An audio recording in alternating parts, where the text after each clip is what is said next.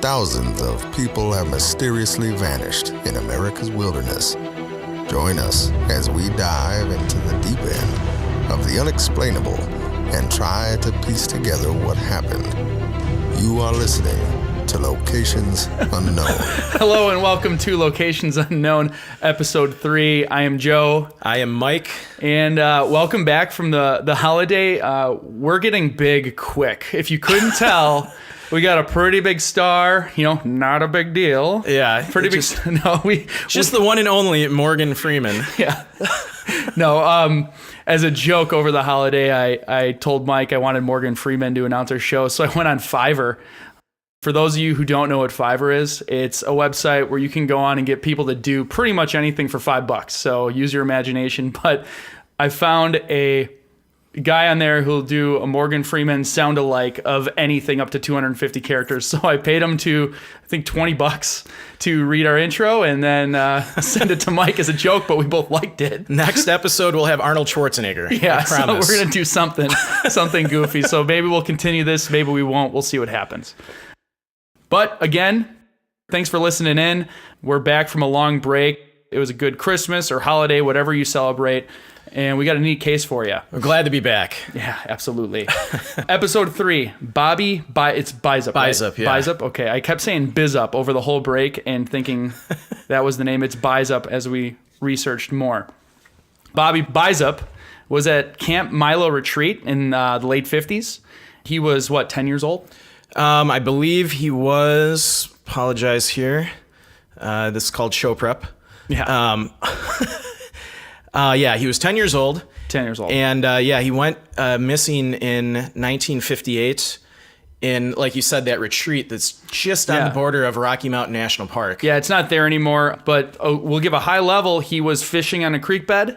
Park counselor came up to him and said it's dinner time. So it was in the evening. We'll get into that later. Started going downhill towards the camp.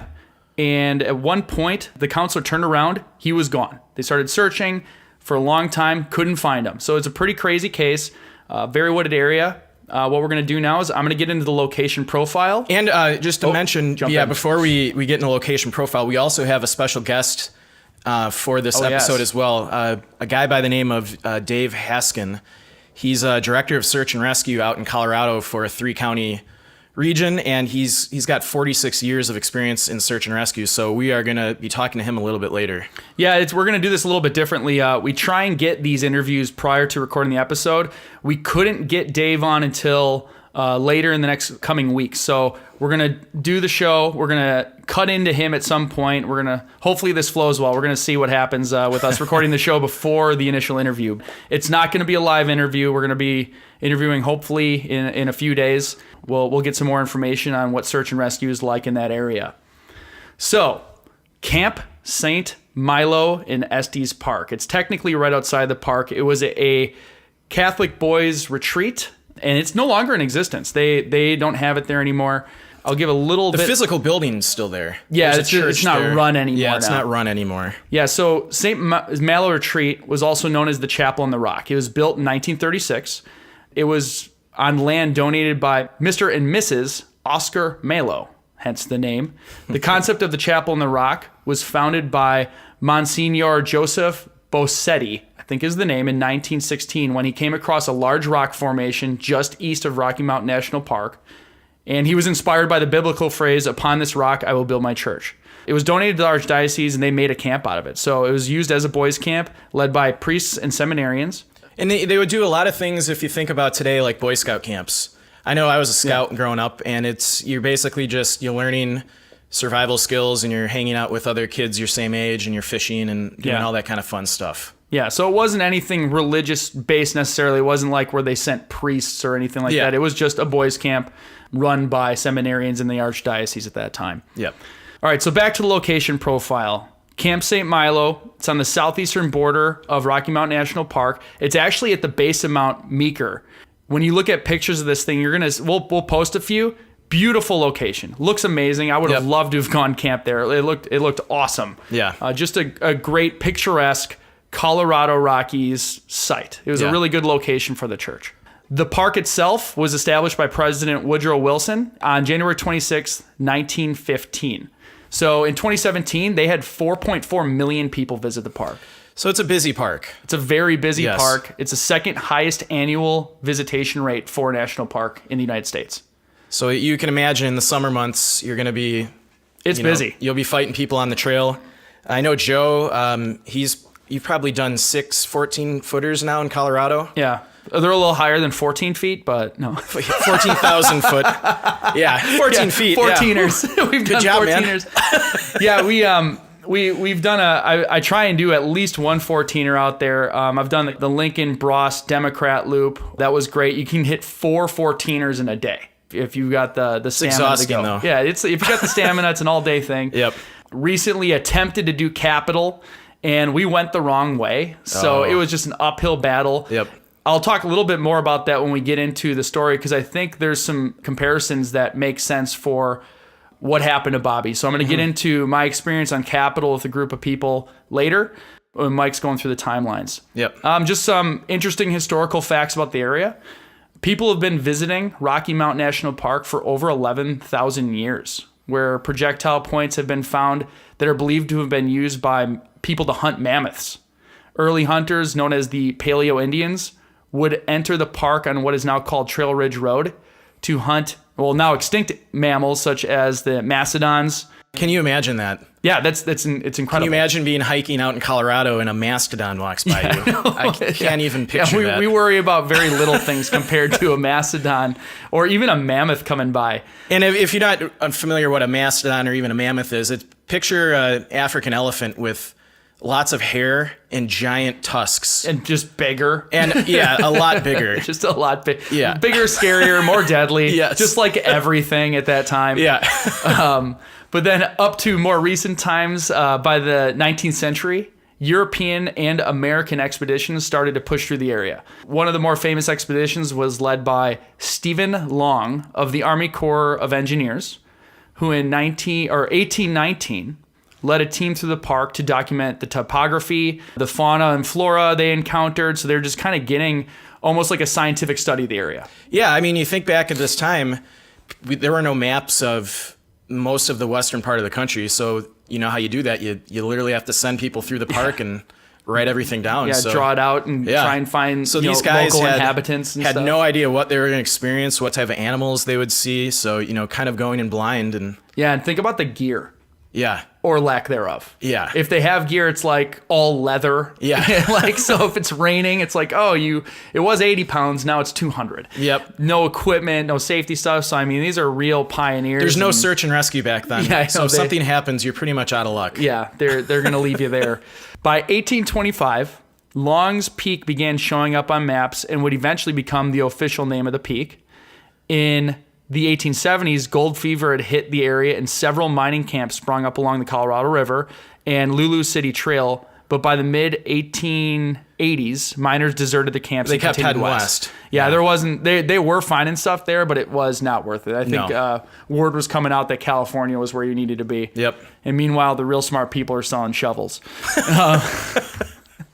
So Exactly. I say, don't be digging for mine. Be the guy that's selling them all the equipment. Yeah, you'll be the rich one. Yeah. So the size, 265,795 acres, or 415 square miles. It's a big park, similar to the size of Suffolk, Virginia. It's big. It's a wide area. Yep. Very rugged terrain. The average temperatures range from the highs in the upper 60s. That's in July. To lows in the teens during the winter months. And, talking about climate in higher alpine, elevations, it could be 80 degrees down, the base of the mountain, and you get up in elevation. Joe knows this. When you get up to 14,000 feet, it gets cold, even in July. It could be snow up there. We ran into like the coolest guy I ever met, but he was like, I thought he was on drugs when I met him. So this will be, I promise this will be a short side thing, but we were doing Long's Peak and we were trying to go through the keyhole. So for those of you who might know, there's several camps. It's a very popular 14er to do. It's hard. It's one of the harder ones, but a lot of campsites along the way. It's really neat. If you're a regular, you could do it in a day. Yeah. It's a lot of work you can do. We did it in 2 days where we were camping. I brought out some people who'd never done it before. Yep. But we were at base camp before making summit, and we're climbing up towards a keyhole, which is just sprawling boulders. It's rocks. You're climbing. It's kind of difficult. It's not really like a trail. Yeah. You don't need equipment to do it, but you're climbing over big rocks and stuff. Like a mile away, we see this headlight bouncing and bouncing and bouncing, and we're climbing up the rock face. We're looking back to see who's coming up. We see headlamps. And it seemed like every time I turn around, he was like a quarter mile closer. like this guy was running. Yeah. He was running. And then all of a sudden, we're 3/4 of the way up towards Keyhole. Yep. He's at the base of the rock pile now. Like it's ridiculous how fast this guy's moving.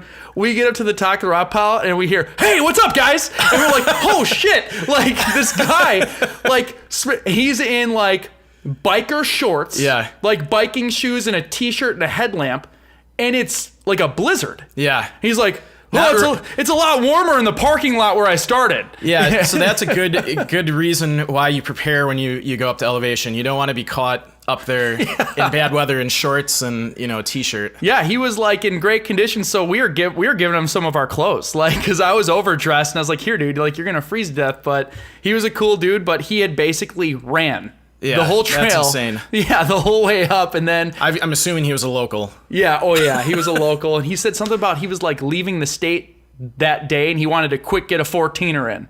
So wow. So yeah, who knows? He was an awesome dude, but yeah, I was not doing that. No, that's pretty insane. So yeah, that just illustrates Mike's differentiator between.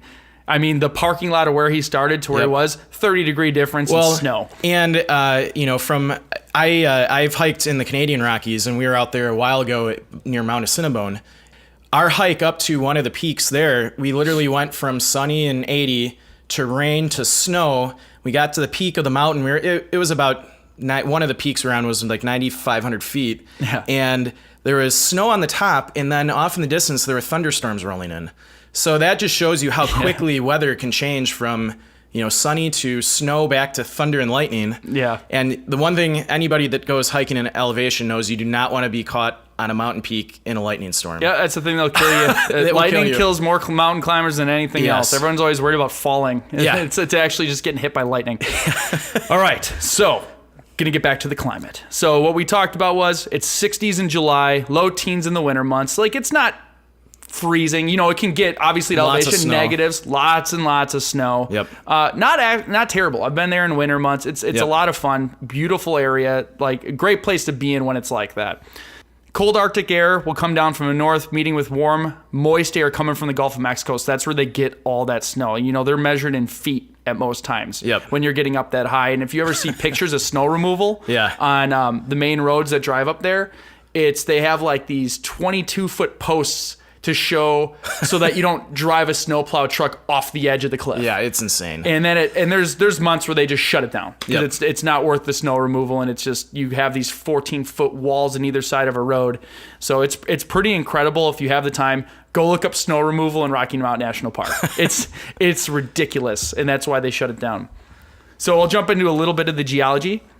During the Paleozoic era, that's 541 to 251 million years ago, much of the western United States, including the park, was under a shallow sea with seabed composed of limestone, dolomite deposits that were many kilometers thick. So it was underwater. Yep. Pikes Peak granite formed during the late Precambrian era and continued well into the Paleozoic era. A lot of quantities of molten rock flowed through there. There was a lot of water. So a lot of different things were happening that basically formed this area. 300 million years ago, the land was uplifted, creating the ancestral Rocky Mountains. That's where you have your tectonic shifts and the plates colliding. If you don't know, we're floating on a bunch of plates. Yeah. They crash into each other. They pull apart. When that happens, earthquakes happen. But pretty much that's where we get all of our mountain ranges from. So, lifted up, the land continued to uplift for hundreds of millions of years, creating what we call the Rocky Mountains today. So that's going up through, it goes all the way up to Alaska, through Canada, down all the way to the Gulf of Mexico. Yeah. So you can basically trace a very long them. mountain chain. It's the trace of the edge of the tectonic plate. Yep. So if you look at the whole thing on a map, it's really cool. As we get from Alaska on down, so when you're in Alaska and Canada, it's much more of an aggressive mountain range. And then as you get towards the Gulf, it's a little bit more mellow. Yeah. You're not seeing the jutting up more. It kind of rolls into a little bit more smooth, if you can imagine that. So much of the park also had massive glaciers that helped shape the features. So there's areas where you can see where glaciers either push rock, carve the land away, and remove much of sedimentary rock. So they said it is as much as 5,000 feet. Yeah, I was surprised when I read earlier that. inland. So I mean, that's ridiculous. It's a lot of force. It's a lot of force. I mean, that's like, more than half a mile of rock. Yep. So I mean, that's good thing we weren't around then. Yeah. Although it happened slow. It's not like one day. It took like a few 100 million years. One day it just comes carving through and removing it. So some of the dangers present, predators as far as animals go, Canadian lynx, foxes, fox. Yeah, I don't know. Moose. No, there's no moose there. Bobcats, cougars, 20 to 30 mountain lions in the area.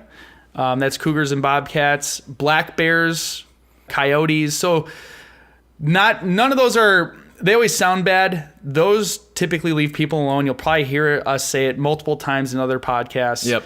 They stay away from people. Especially a park this busy. They're going to stay off the main trails. Yeah, if anything, you're having, I've seen a couple times, black bear will come into major campgrounds because there's food. Yeah. They're not going there to go after people. But they can pretty easily be scared off with just making loud noise. And really the ones you worry about, wolves and grizzlies, were removed from the park in the 1900s. So you're not having any of your major ones. That's one of the parks I go to that's not really a concern about animals when I'm there. Yeah, it's a good park to bring little kids to because you're not going to, like Glacier, where we had a big... Yeah, I wouldn't bring my kids there. Big grizzly problem, and, I wouldn't know that I'd feel comfortable with kids. I wouldn't bring my kids backcountry in Glacier. The main roads, there's so many people. The only thing you worry about with any tiny kid is they can, and it does happen, get scooped up by the cats when they're by themselves. Yeah. So that's even like when I bring my kids there, it's like, all right, stay in a group. As long as you're in a group, things leave you alone. When you're tiny and by yourself, you got to watch out. Yeah. Terrain, highest elevation is Longs Peak at 14,259 feet. So you're not getting anything higher than low 14ers. There are over 124 name peaks that are at least 8,700 feet. I think 52 14ers. I'm sure somebody listening to me might butcher if I'm one or two off. Because it's a big deal if you do all the 14ers. Yep. I'm eventually going to get there, but I don't live in the state. So who knows if I'll finish them all.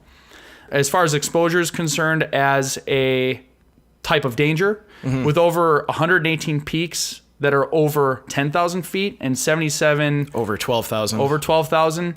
You're starting to get in the area where you are affected by altitude. And then, as we said, snow and climate are very versatile in those areas. Yeah, and in this area, the tree line is about 11 to 12,000 feet. So if you get above 12,000 feet, you're losing a lot of your potential cover. Yes. If something does come up. Yeah, and that's where if you're in a storm which if you're, a lot of people don't know when they go out and try and do these things, you don't set out at 3 a.m. to summit a peak because you want to get there at sunrise. You do it because typically storms roll in the afternoon. Yeah. So you want to be able to summit and then get out of that lightning zone, if you will, before the storm comes, because you're the highest point. Yeah. The lightning, if you could be a few hundred feet below the summit, lightning will strike and it'll keep hitting the peak and you just stay low. But if you're up there, you're it. You're going to get hit by lightning. That's how people die and get injured most of the time on those mountains. So I would say, as far as difficulty goes, it's not a difficult park for someone who's with a decent amount of experience. Yep. Locals there, it's not a difficult place to go. Most of the 14ers are hikeable in a day. Yeah. They're not difficult to do. It's just a lot of people not from that area are not used to mountain hiking. Altitude sickness is going to become a real factor. Correct. You're exerting yourself. You're 12, 13, 14,000 feet. Altitude sickness can set in pretty quickly. And if you're not prepared for that, that can also become a pretty big issue. We're talking a lot about Estes. It's heavily trafficked. A lot of the 14ers in the area are not inside of a national park, so there aren't very well-defined paths. And that's what we'll get into when I talk about my time on Capitol. But we'll wait for that. We're at the point now, we're going to cut into Dave's interview. As we said earlier in the show, we're going to get Dave later in the week, and we're going to talk to him about his perspective from doing search and rescue in the park. He's been there for many years, so he's going to be able to talk about the terrain more than we ever could. Yep. His experiences, some of his theories, just a little bit more about what search and rescue does out there. Yeah, the tough part for this case is it happened in 1958, so probably most of the people that were involved in the search and rescue are, no longer here.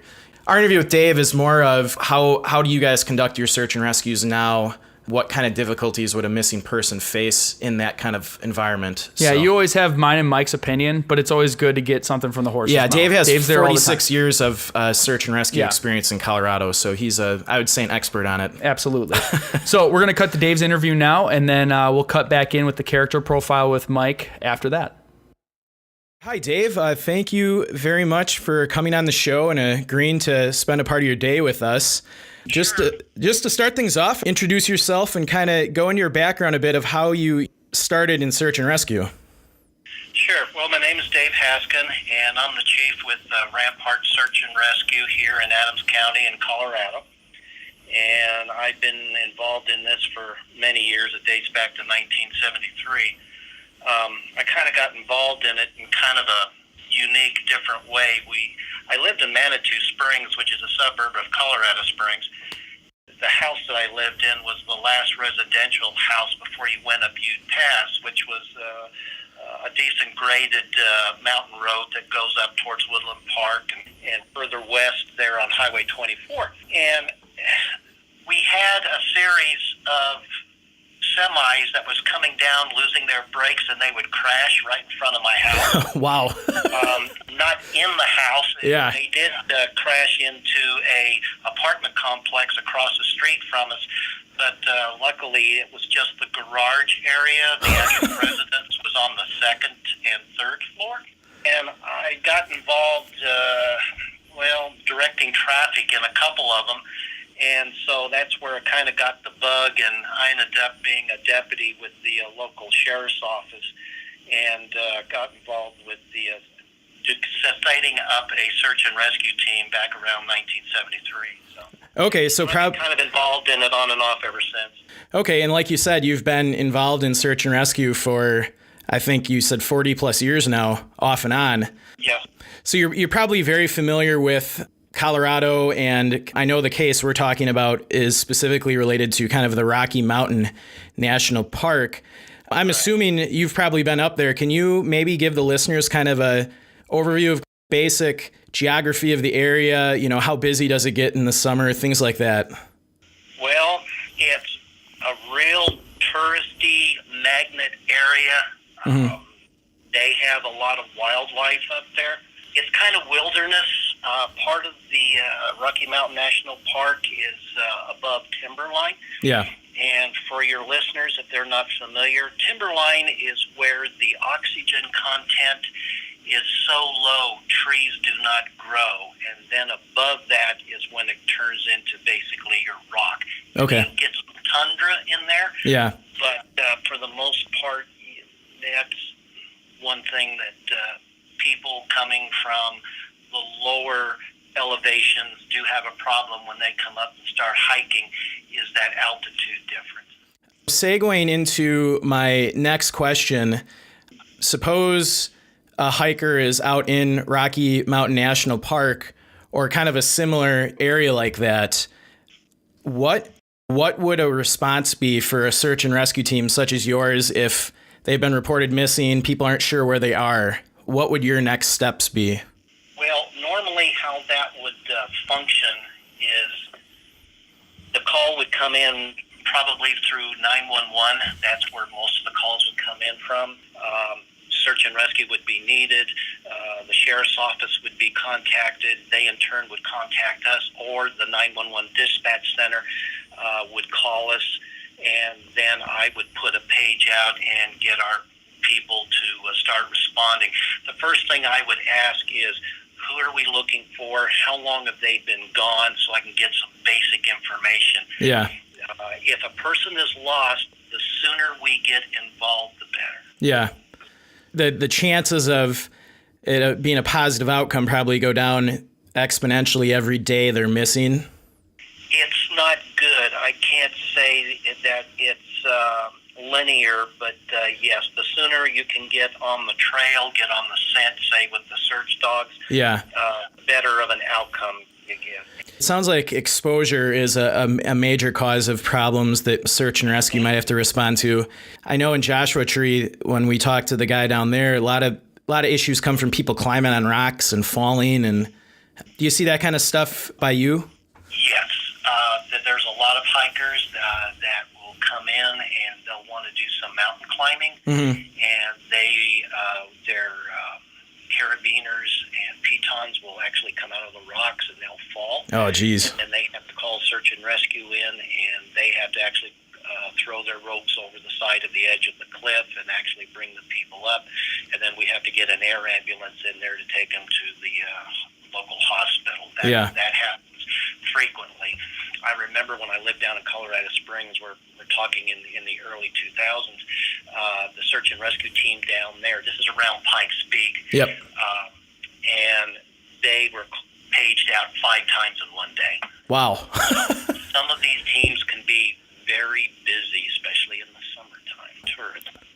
I talked to you previously, we were kind of talking about the case of Bobby Bizup, and you had mentioned that search and rescue back in the 50s versus what we see now in 2019 would be vastly different. Could you go in kind of, the differences you would probably see between a search and rescue in 1958 versus 2019? In 1958, search and rescue was kind of in its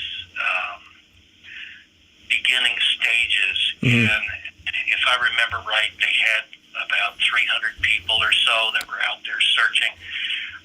It's uncertain if they did grid patterns, if they had incident command, or they had any type of a structure as far as what group or team was going to be searching what area. So it sounds like training is one area that would be vastly different then versus now. Training would be, and I would also say that the other thing would be enhancements with the spots. I don't know if you're familiar. There's what they call a PLB, a personal locator beacon. You can get them at any outfitter that's out there. Yeah. REI has got them. Amazon's got them. And if they're GPS enhanced, we'll find you within, or your longitude and latitude coordinates would be within a mile. Yeah. If not GPS enhanced and we're just going over radio signals, your longitude and latitude is within 10 miles. Okay. But at least we got an idea of where you're located at. That's technology has come a long ways for the hikers that are up there, the people that are involved in avalanches. There's avalanche beacons now, so people can be found relatively quick. So nowadays, it's a little different than what it was back in the 50s and the 60s. One other question, too, I had related to if someone goes missing in the mountains, what would you, as a search and rescue person that's seen years and years of different cases, if someone realizes they're missing, what's their next step? Should they just stay in place and shelter down and wait for someone to find them, or should they try to head down the mountain, or what would you recommend? I would say try to get back to the trail. Yeah.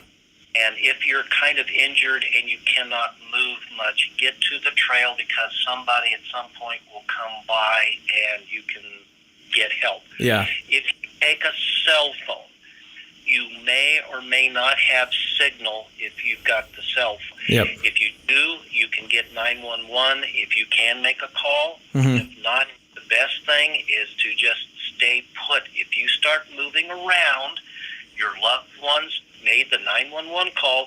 Larry is supposed to be hiking up this such and such trail. Yep. And if you're out walking around, you're a moving target, and we can't find you. You need to just stay put and stay there. All right, welcome back. So back to the character profile. So being that this is a relatively old case, there isn't a lot about what Bobby was wearing at the time. It was a summer month in the mountains, so we're going to assume that he's just wearing, the typical clothes that a child would wear in this type of climate. Yeah, he from his pictures, it seemed like he really enjoyed cowboy hats. Yeah. So you know what it reminded me of? The original Willy Wonka. So hold on, just stay with me. Let's here. see where this is going. Yeah, just bear. So Mikey TV, the kid that was like totally into television and never paid attention. Yeah. And he always wore the cowboy hat. So not just because he wore the cowboy hat, The pictures that we saw of Bobby kind of looks like that kid. Really? Yeah. So that's like, so if you're looking for a visual, if you don't go on our site, which you should, if you're not on our site, that was a threatening tone. He kind of looks like Mike. I think it's Mike TV. I have no idea what you're talking about. I haven't seen the original Willy Wonka. Have you seen the original Willy Wonka? Okay. Well then, yeah, I'm looking at you like you know, right? He looks like Mikey TV, but he's always wearing a red cowboy hat and he's pretending he's a cowboy. So I'm going to shut up now. Mike, go on. Okay. Well, thank you for that insight. Half our listeners probably have no idea what you just said. But so Bobby was 10 years old at the time of his disappearance, and he did have a hearing impairment. It sounds like he wasn't fully deaf, but he did wear hearing aids. So that, could factor into the search and rescue. He may not be able to hear people calling for him. Other than those we didn't have pieces of information about him. Height, weight. We don't really know anything about his height or his weight, really anything. We don't know much about his parents.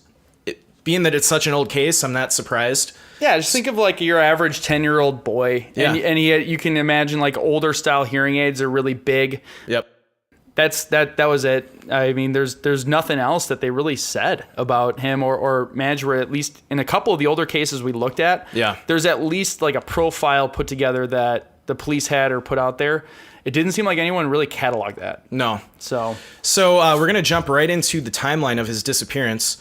Like we said, he was at St. Malo Retreat, the boys camp, kind of, similar to like a Boy Scout camp. On August 15th of 1958, Bobby was fishing down by Cabin Creek. Apparently he loved to fish every day, and it sounded like he'd been here for several days or been here before, so he was familiar with the area. They said he loved fishing. Yep. Relative to the camp, so if you can imagine, you have Mount Meeker, which kind of up in the distance, up the trail. Up the trail more. He was not very far up the trail towards Mount Meeker. Yeah. Just on the side of some creek fishing. And they said he loved fishing. Yep. So around 6 p.m., camp counselor approached Bobby and informed him it was time for dinner. So, Bobby finished up fishing, and then the two of them started walking down the hill back towards camp. The counselor a couple times looked behind him and noticed Bobby was right behind him. But at some point on the walk down to camp, and mind you, this wasn't a technical hike down. It's literally a downhill trail to camp. It's like a downhill slope. Like a well-defined downhill, trail. At some point on their walk, the counselor looked behind him and Bobby was gone. Just gone. Absolutely gone. And he walked around, looked for him, couldn't find anything. So if you've ever been to that area too, and I think this is really important for people to understand, when you have well-defined paths on a mountainside in Colorado with a lot of brush, it is thick. It's thick. There's a lot of trees, a lot of stuff. So if there's a well-defined path, to go off trail, A, is very difficult unless you're doing it on purpose, and B, if you do, you are just cutting through heavy brush. You are not moving very fast. And if you picture this trail, so you've got Cabin Creek on one side, and you've got the trail, and both of them are going down the mountain. The trail, from what I read, kind of mirrors the creek all the way down to the camp. And there would be no way for someone to get lost on that trail. And, another surprising thing about how he just turned around and was gone at one point, nowhere did we read that the camp counselor heard anything. Yeah. Like you'd assume if, maybe we'll get into more of our theories. You hear brush rustling. So you would have, if you walked off trail, you'd hear brush rustling. They said like maybe he was trying to hide on them. I mean, if you've ever played around with a 10-year-old and they hide and seek, you can kind of know what they're doing. They're not aware of how to actually be quiet, especially in thick brush. So, and I think it's worth mentioning, like they said, he was deaf. He had the impairment. Now, I don't want to put it on anybody, but back then, he probably was teased for it. So because they said he kept to himself. Yeah.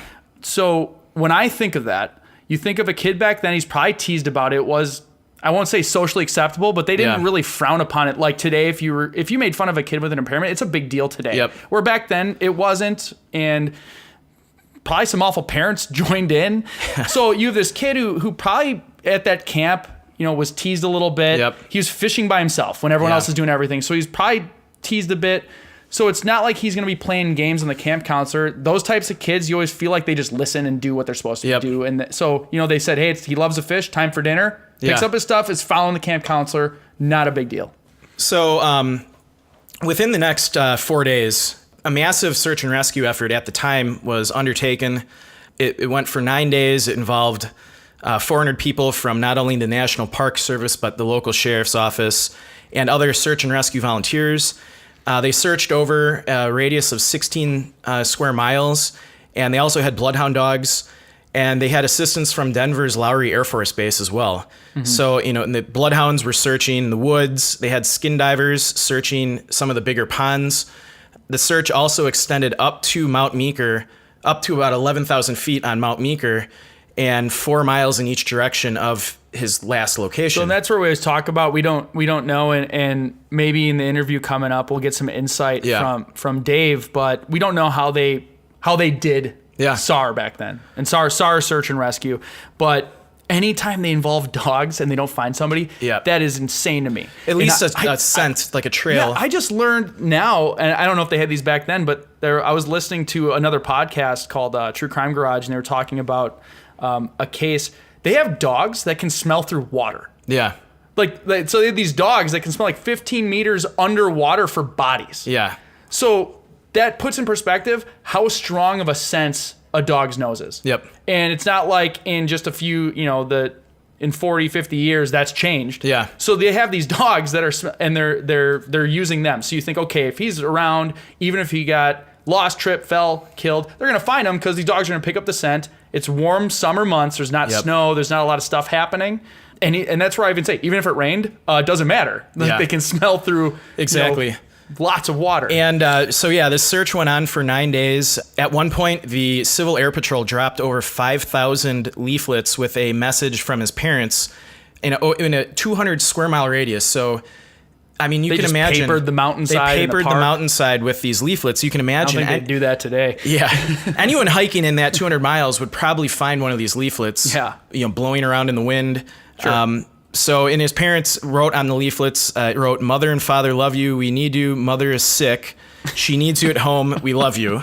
I don't mean to laugh. That's like. It's kind of I don't want to laugh because you think maybe it's like mother desperation. Like, what are we gonna do? What are we gonna say to get our son to come out? Maybe drop like 5,000 maps. Well, no, I'm even saying like, what is like mother is sick. Yeah, she needs you home. So I don't know. Like maybe he had a great relationship with his mom, and that might.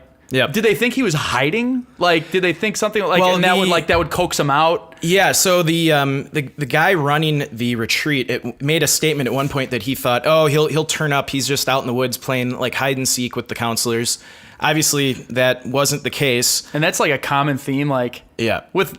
I won't say even law enforcement, but mentality back then, it's like, not a big deal. He'll turn up. Yeah, it'll happen. It's like nowadays, like, if anyone said anything like that, they'd lose their job and have to be a hermit somewhere. Like, but so, like we said, the search went on for 9 days, and then on August 25th, the search officially ended. Over the next several months, there were stories, people were, saying, oh, we think we might have seen him in town. And there was a statement from the parents that seemed weird to me.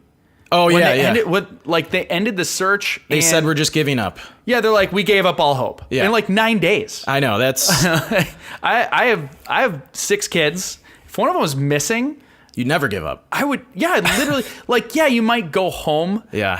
I mean, we talked about the last episode, with Paul, and his family they have to go home. Yep. But they're like... still searching for him, and not to minimize it all, like he's an adult man. Yeah. If it's like this helpless, like 10-year-old child. Yeah. Like 9 days, you're like, we've given up all hope. I know. So that was a little weird. And then it gets a little stranger. Later this next several months, like I said, people were claiming to have seen him in Estes Park. A vacationing physician there claimed to have seen him walking the streets, whatever that means. That's crazy. That's weird. And then, and that's the city's far away. While you're talking, I'm going to look that up. How far the city is from where the retreat was. It said it was 15 miles north of St. Malo's. So like he had wandered. He wandered out of the park north. He like lived in the woods for several months and then wandered out to this city. And then there was another. Did they even say like he looked homeless? Like his clothes there was were no tattered? other. Yeah, there was no other description. Like just clean, like boy wandering around. Yeah, and then. Clerks at a hardware store in town also reported seeing a young boy that resembled him, and they even tried asking him questions, and the boy failed to respond and just pointed at his mouth and ears and then quickly left when they approached him. So that's another just bizarre encounter. So we have at least 2 documented cases of people who claim to have seen a boy resembling Bobby. Yeah. And I can actually jive with the fact that they've said that, because there's been a few times where I've seen like a child alone in public, and you notice it. Yep. It was even before I've had kids. I notice it now even when I have kids. If I see like a 10-year-old wandering around, like, where are your parents? Yep. And you watch, like, I've watched them for a while, and then all of a sudden their brother will come over, then their family comes, like, oh, okay, he's fine. Yeah. Because I'm always ready to go up and say, hey, do you need help? Yep. Like, I'll hang out with the kid until a cop comes. So I can really believe that these people saw a kid matching Bobby's description, because that's a very memorable thing as far as I'm concerned. Yep. Because I can remember a few of them that I know were then found by parents. Yeah. And that's very specific too. And they said, he's pointing to his ears and mouth and saying, I can't. So you have this wandering 10-year-old not only matching his description, but also with the same impairment. Yeah. I think your odds drop dramatically. Like, I feel like there's a good possibility they saw Bobby. Yeah. So for the next several months, obviously, a couple people claim to have seen him, but on June 6th, 1959, so almost a year later from his disappearance, 3 camp counselors from the same retreat, including one who helped lead the original search for Bobby, came across pieces of a hearing aid, scraps of clothing, and some bones 2,000 feet up from the retreat on Mount Meeker. So and they were saying these guys were like, these guys seem like they didn't give up. Yeah. And it's kind of, so people were still looking for him even a year later, and later it was confirmed that all these items were belonging to Bobby and the bones were his. So they found his remains just on the side of the mountain a year later. Yeah. In the area they feet searched. Up. Yeah, the area was already previously searched, so the remains were found in a ravine's heavy underbrush just below the tree line on Mount Meeker in a space along Cabin Creek. So in all the articles we read stated that the ravine and the surrounding area had already been searched once. It's puzzling for people that were involved in this case. They don't understand how his remains and his hearing aid and scraps of clothing made it up there. Well, and there's a couple of pictures we'll post on the website that kind of show where his remains were found relative to the camp. Yeah. So they like superimposed like the trail that he possibly could have took to where his remains were found. And this is where I wanted to get back into my experience on Capitol. Part of Capitol was there's no really defined trail. It's not in a national park. It's BLM land, which is Bureau of Land Management. It's unmanaged, basically. Yeah. So you kind of are roughing it through. You're bushwhacking, which means you're cutting through your own path when you're getting up there. The difficulty level, and we didn't actually end up summiting because some of the people we were with were inexperienced. It was taking way too long to get up to a very similar altitude, to the point where, we were working very hard with the intent of going up the mountain to the point where we were breaking every few minutes just to catch our breath and things. Yep. And we were trying to get up there. So it makes you think about, how did this little kid, 11-year-old kid, let's assume he was wandering Estes and then made his way back to Camp Milo and then just decided, I'm going to go summit this mountain randomly. Yeah. I don't know how he would have got that high. Yeah, I don't either. Halfway up is still a stretch. Yep. It's and from what they show is like basically where he was fishing, there's a little bit more trail, but it stops because it goes up the mountain and it's thick underbrush. It's very difficult to get up there. And he wasn't prepared for the elements. So, if he's up on the side of this mountain, it's going to, some days it's going to be raining. And he had shorts on and probably, summer clothing on. Yeah. So that it's all just puzzling. I wish they would have made a statement about, because you wonder, okay, you found his remains. Was it like shredded body parts because animals got him and animals carried his remains up there? Yeah. They don't explain it, but I feel like if that was the sentiment, they would have said that. Like, it's because you can distinctly see bear attack, animals, and a boy his age is getting up in the size that you're not going to have a mountain lion take it away. Yeah. So that's where I always say, like, I have a 2-year-old and a 5-year-old. Yeah. The 5-year-old's at the upper bounds of the body size. And this is my opinion. Maybe another thing we should talk to Dave about. Yeah. But that's like where there's so little, it's an easy kill. Because you have to think, these animals aren't trying to be predators. They're just hungry. They always go for what's the weakest link. Yep. So you get something big enough, even grizzlies. I think when we were in Glacier, they said there hasn't been a grizzly attack in a group of 4 or more people that are together. Yep. Because you are a formidable foe. You usually run into grizzly attacks when people are solo hiking. They're hiking, or that weird guy who lived with them forever and then he got hungry. Yeah, that story. Yeah. But it's solo hikes because they don't attack people. They protect their young. They protect their food source. And a lot of times there's plenty of food for these bears in the parks. Mm-hmm. You can walk right by a bear. We did and it was midsummer months. So it's not like they're prepping for hibernation, which you could argue would be a dangerous time to be around a black bear even. Yeah. They're fattening up for winter. We were hiking. I was hiking in the Tetons last summer, and we walked right by a bear right off the trail, and he was chewing on in a berry patch. He looked at us, and we kind of, freeze. You're taken aback. You're like, all right, let's keep moving. Said there's something weird. You see the animals at the zoo, you recognize them, but when you're on even ground with no barrier, it's unsettling. Yeah, until you get used to it. But luckily for us, there's plenty of food in the park for the bears, and if they've never had human food before, they're just going to keep. And if you don't provoke the bear, you can just walk right by, and he's going to stay there eating his berries. Yeah, they don't care. Yeah, as long as you don't pose a threat. And like I said, it's midsummer when he went missing. Yep. So you're not worried about coming out of hibernation. They're hungry and they're desperate. Yep. Or fattening up to go into hibernation. It's like a perfect time to be around the animals, probably when they're most docile. Yeah. Vegetation's up, animals are up. They're probably well fed at this point. Thinking of. So we really didn't find anything on official theories. The news on this case is very sparse. It's like they didn't care back then. Like they cared, but it was like, all right, they gave up, and there we go. I think one plausible scenario is something criminal in nature, that maybe he was abducted by an adult, and I didn't think of this. Like you're saying, like someone with the camp, potentially maybe someone working at the camp, maybe one of the counselors. Wow. I mean. We know the story that this counselor claimed that Bobby was behind him one second, then gone the next.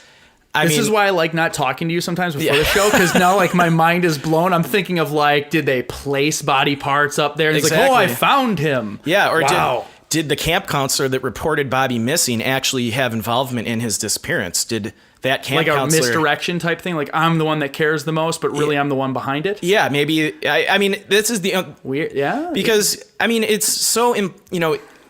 I just can't imagine someone being behind you one second and then just gone the next. Like, completely vanished. And that leads me to... Okay, now... We need to start videotaping these because, I'm just kind of, blown away because it's...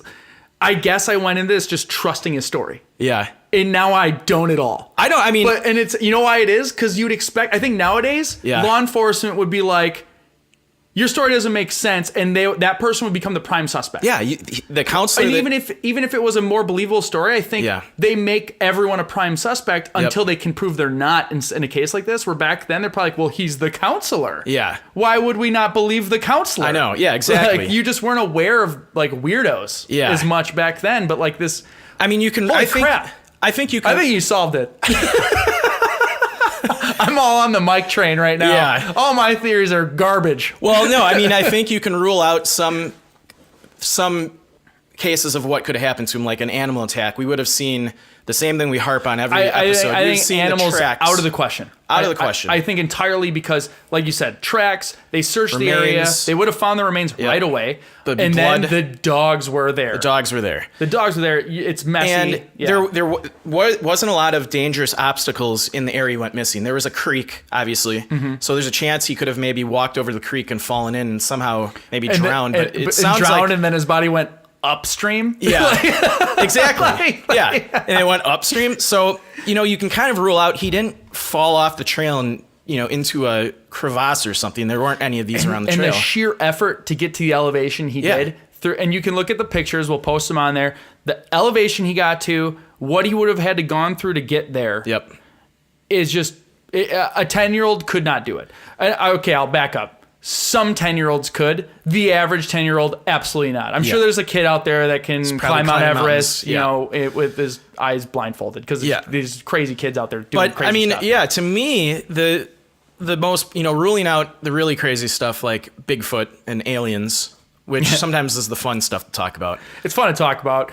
Yeah, if someone presents me evidence, I will 100% jump on board. But I think you got to stick with what's the most plausible things that happened. And I really think that... So we're in agreement, no animals. I don't think it was an animal attack. I'm with you. I think you'd have to... The counselor would have heard it. Well, I mean, now the counselor's a liar. So yeah, the counselor is my prime suspect. I think. But let's say the counselor's, everyone's a liar. Yeah. No animal. Unless someone provides me with some research or evidence that we didn't talk about. Rule out animal attack. I think I'm 100% ruling out. I'll say 99 because if someone comes up with some bombshell, one of our listeners calls in and says, "No, this is why it is animal. You didn't talk about this, and here's proof and some report." Yeah, awesome. I'll come out in here and say, I was wrong. Attack. Yeah, but as far as I'm concerned, right now, not an animal. And I think you can rule it out too because the predators in the park. I mean, if there were grizzlies, maybe it's a little more likely. But all the predators in that park are not the kinds that are going to just go out of their way to attack a 10-year-old kid. And no park predator eats a whole victim. Yeah. And leaves nothing behind. And the counselor would have heard it. Yep. I mean, let's be honest here. The counselor's a liar. Yeah. I know what you're saying. I think you can rule out self-injury. I don't think he didn't fall into somewhere where they couldn't find him. The trail is just a downward sloping trail along a creek. And maybe could he have fallen in the creek? We don't know how deep this creek was. Yeah. But from the pictures I saw, it's like a babbling brook. Oh, so you could stand in it. It's deep enough that he's fishing. Yep. So there's fish, but you don't need a deep creek to fish. 2 feet deep. It wasn't like, you think Mississippi River. Yeah. All the way to and they searched that entire river. So if he had fallen in the river and drowned, they would have found him downstream. Yeah. Or where he drowned. Or at strainer points. Yeah, at points where he get caught up on a rock or something. Yeah, so, for anyone listening, strainer points in search and rescue are anywhere where there's down trees or brush or things that would catch stuff. So if you can imagine, if you've ever gone to a river, you can find there's garbage will accumulate in a certain area or things accumulate in areas. Those are called strainer points.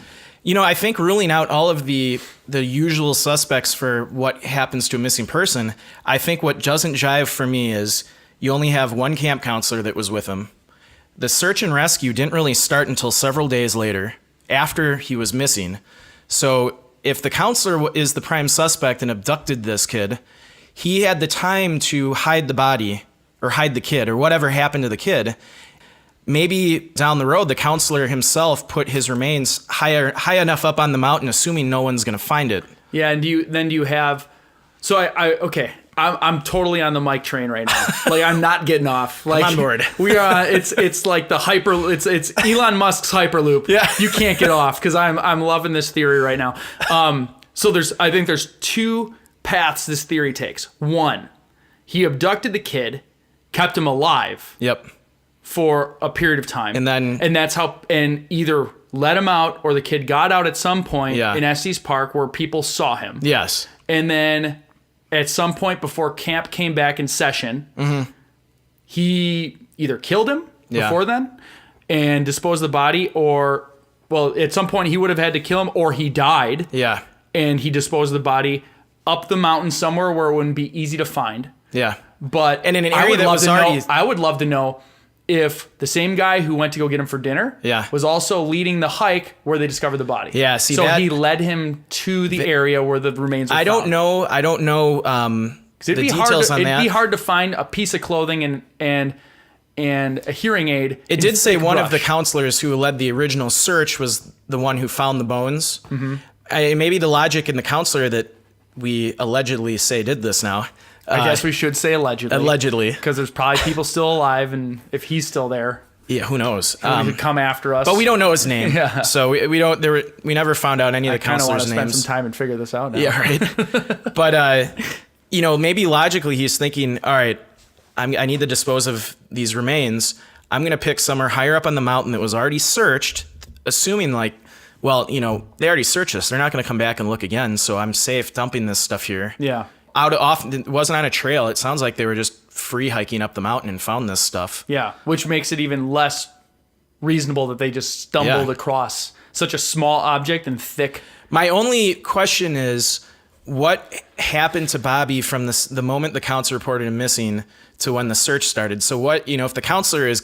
that's what's crazy. So what did he do with Bobby? The other track is... He killed Bobby. Yeah. He's a messed up guy. He kills Bobby there. Yeah. And all the sightings in town are more like red herrings. Yeah. Where people know about the story and they maybe saw a kid with a hearing impairment. Yep. And it's just a 10-year-old and they're like, oh, that looked like Bobby. Yeah.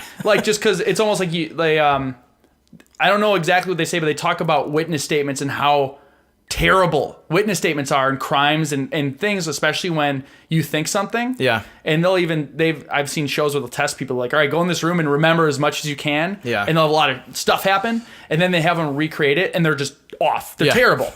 Every now and then you get somebody's good, but like no one's ever right. So that's why they talk about witness statements as being awful. So it's a matter of, did they hit the jackpot and happen to see a 10-year-old boy with a hearing impairment, which I don't think would be too common. And he never really was alive that long. He's been dead. The camp counselor killed him, hid the body after search was done, put it up there, and then it decomposed for a year. Yeah. And then he let him there, or... I don't know. Yeah, I think we opened a whole nother can of worms with my little theory there, but... Well, now it's making me branch into yet another theory. Just because... Now, keep in mind, I don't have context, but the message in the leaflet they papered and the parents' willingness to give up, to me, is shady. To me, that's a red flag. They seem to kind of be like, hey, he's gone. Yep. Now, I'm going a little, theory here, going down the road. Hearing impaired kid back then, difficult to deal with. Yeah. Are they sending him to this camp because they don't want to deal with him? They're just shitty parents. Yep. Did they pay to have something happen to Bobby?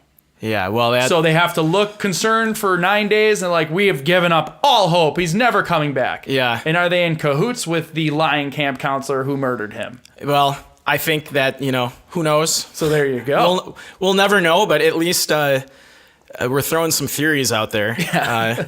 Hopefully, if the camp counselor's still alive, he isn't mad at us for, allegedly fingering him in a crime now. We're getting a lot of listeners now. I'm fairly certain if he's live today, he doesn't listen to podcasts. Yeah. And as much as I'd like to believe he'd hear about us, probably not. Well, he's always open to contact us and set the record straight if he is still alive. Yeah, we'll have him on. Yeah. It'll be awkward because I just slandered him and just like, he's a liar. He murdered him. But we'll do it. We didn't release his name, so he's still good for now. Yeah, and what we'll do too, because as mentioned several times, we're going to interview Dave. We're going to ask his opinion on this, so we'll cut to his theory. Should we cut to it now? We could. Dave's theory? Yeah. All right, and without further ado, here is Dave's theory of what could have happened to Bobby Bizup. Bizup. So it'd be interesting to hear your take on this, being that you've been in search and rescue for so many years, and maybe what do you think happened to Bobby? Because I don't think anyone really knows. It's not 100% unique, but it is different to find remains that are that far away. Yeah. Your mind can go wild in different areas. It narrows it down. It could be backpackers. Somebody may have snatched him. That's always a possibility, a thing you can't really rule out. Thing is the counselor, you would think, would have heard him yell or scream or something. Even if he came across a wild animal, such as a bear or a mountain lion that may have attacked him, you would think you would have heard something. Now, that being said, the only thing that would make sense is that he ran across some type of a wild animal that got a hold of him. Then over time, it's just like any other animal that's on the hill. They're always looking for food. They get stuff and they fight over it. And where he ended up, and it was just bits and pieces, it wouldn't surprise me that some animal or elk or some animal had, got where the remains were found. It's kind of hard. Your imagination could go wild. I know, yeah. To kind of make it a little more interesting, there were a couple people that down in Estes Park, I think that's 15 miles away from where he went missing, claimed, a couple months later to have seen him and walking around in town. It just makes it even more bizarre. I'm on the leaning that something criminal in nature may have happened. It's weird that the bloodhounds they had up there, if he would have been snatched by an animal, you'd almost think they would have picked that scent up. One would think, thing of it is you get 300 people up there. Again, were the bloodhounds up there the first day? were they brought in as an afterthought a couple of days later? Area gets contaminated with all these people going through. See, how the dogs find your scent is your skin. Your skin is constantly shedding off these particles all the time. And that's what the dogs log in on. So if that gets moved around, high winds, rain, that's why you try to get the dogs up there as soon as you can, and they go in first. Being that the case is so old, there's not a lot of detail on it anymore. But, I just wanted to get your opinion on Sure. what happened. Yeah, I would head towards, me personally, after watching the video on it, the first place I would go to was an animal attack. Okay. And then if it was not an animal attack, then it could have been done by a human of some kind. When we first spoke, you mentioned that your team is entirely made up of volunteers. A couple of just questions off of that. One, do you find it kind of difficult sometimes to balance a day job and then your volunteer work on the search and rescue team? Then you mentioned your organization doesn't charge for the services you provide. How are you funded? Are you funded purely through donations from citizens, or? Yeah, well, the first part of your question there is, we are all volunteers. There are a few search and rescue teams in the state that are not. That's how that works. For us, it's totally volunteer. I work for a communications company here in Denver, and they are nice enough that if the call comes, I can drop everything and go running and pick up my work when things are settled down. Just so anyone listening, if they're curious, where's your website? If in case someone that's living out in the Denver area wants to donate to your organization or read more about what you guys do. We're located in Adams County. It's where we're based out of. Okay. We do search and rescue in Adams, Morgan, and Lincoln counties out here in Colorado. And our website is www.rampart, R-A-M-P-A-R-T, SAR.com. So it's RampartSAR.com. If you do a Google search for Rampart Search and Rescue, it'll pop up. And if they want to donate, we do have a PayPal button on our main page that they can donate. They don't have to be a member of PayPal. If they just got a credit card, they can put it in there. So, okay. And then all of our information is on there. We're always looking for members. So, yeah, the door is always open. Excellent. Well, Dave, I thank you for taking the time to talk with me today, and you had a lot of really interesting things to say, and it's good to get the opinion of an expert in search and rescue. No problem. Glad to do it. All right. Take care. Thanks. All right. Well, welcome back. That about does it for this episode. We'd like to thank all of our listeners and people that are tuning in every episode now. Joe and I'd like to make this kind of a 2 episodes a month type of thing. Yeah, that's the goal. We still both work full-time on day jobs, so we got to do that. Otherwise, there's no more episodes. Yeah, no more episodes. But we'll accept donations, so think about that. You can contact us if you're willing to pay for us to do this full-time. That would be awesome. That would be great. But based on our listener count's going up. Yeah. I will have to say, I don't know if there's a rule about podcasting where you talk about listener count, but I am extremely surprised about how many people listen to this every day, which makes me either think we're ridiculous enough that it's like just a shit show and people like, or they actually enjoy the content and us, which is really neat because I came in with realistic expectations of we're doing this for fun, maybe a couple a week. Yeah. We're into like the hundreds a day. Yeah. Without really doing any serious advertising.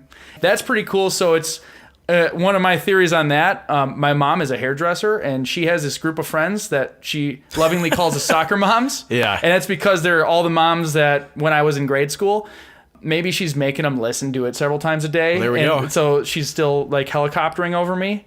Or we have legitimate listeners. Yeah. Which I'm going to go with that. Well, there we go. That's a good theory. If you like this episode, we've got 2 other episodes that we've already recorded live on all the major podcast directories. You can find us on Facebook and Instagram. Like us on Facebook. Interact with us. We We love hearing from people that listen to the show and find this kind of content interesting. So yeah, we've had a couple fans write their theories and stuff. We try and respond back on Facebook because, like I said, if you heard something here or know something and you just have a fun theory to share, please do. Because it's been fun interacting with a few people that have responded to the episodes, and we do love the feedback. And like I've said other episodes, if anyone listening is in search and rescue or law enforcement, avid backcountry hikers with a lot of experience, we'd love to hear from you and maybe get you on a future episode to kind of share your thoughts on these cases. Because there's one thing to just listen to me and Joe, but it's good to hear. We haven't seen it all. We haven't done it all. It's good to hear experts give their opinions on things. With that, thanks for listening. We'll see you soon.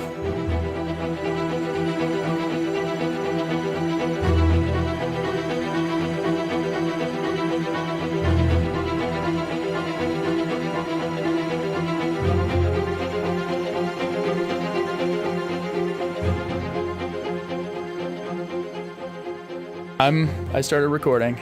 Recording too. So let me. I'm gonna play the intro and then go. I'm gonna play the intro and then go.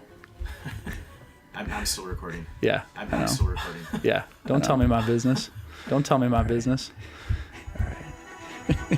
Thousands of people have mysteriously vanished. Join us. Big time now. Big time now. Unexplainable. Trying to piece together what you are listening to. Locations unknown. Hello and welcome to Locations Unknown, episode 3.